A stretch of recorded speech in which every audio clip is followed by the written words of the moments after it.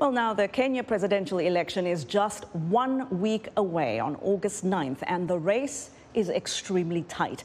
Africa 54 managing editor Vincent Makori is in the Kenyan capital, Nairobi, and has this report.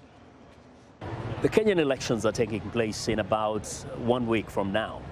Now, I've been on the streets of Nairobi talking to potential voters about what is important to them. And of course, we have met young people, older people, male and female. And here, listen to what they had to say about the upcoming elections. I'm not interested in these elections. First, kuna advantages and disadvantages. Let me start with the advantages. In Kenya, you find that people say the same thing. If you elect me, I'll do this and this for you. But you only see that after the 5 years are ending. Like now, this is the time you see people building the highways, the everything. But the disadvantage is they only do that in the last year in order to convince you that they'll do their work or whatever. So I think it's useless for me. Just they do the same thing each and every time. We've not seen anything else. Time around, if you look at the scenario, we only have at least two human beings, contenders. The opposition leader, the former prime minister, and the current deputy. See that? The current deputy, he has nothing special, it's nothing new to offer. Why? She's been there for the last 10 years. What is it that is now going to become the president so that he can serve Kenyans? We are not seeing anything like that. We really want the change. For this old man, he is somebody who has been championing for our rights, left and right. And he has been in opposition for such a long time. He has also suffered as a result of trying to fight for Kenyans.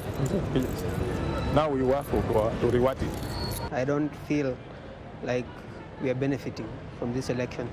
Either way, we vote or we don't, we are not represented in any way.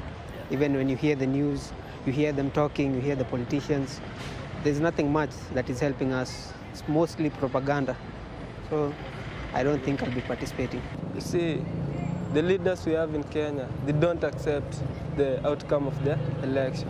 Now, they start using youths and some niggers here, fighting and throwing stones. Yeah, that's the cause of violence. It's caused by leaders, you see. Yeah. You see, some youths are learned, but don't have opportunities to have work, you see. Now youths are tired of after 5 years going to elect someone who's not focused on the youths. Yeah. Well, those are the thoughts of the potential voters on the streets of Nairobi. In the countdown to these elections, candidates are all over the country trying to canvass for last-minute votes. And as we know, in Kenya, elections are tension-filled. So we'll be on the streets of this country, on the streets of Nairobi, to let you know what's going on and to talk to as many people as we can for the next 14 days or so. Vincent Makori, VOA News, Nairobi, Kenya.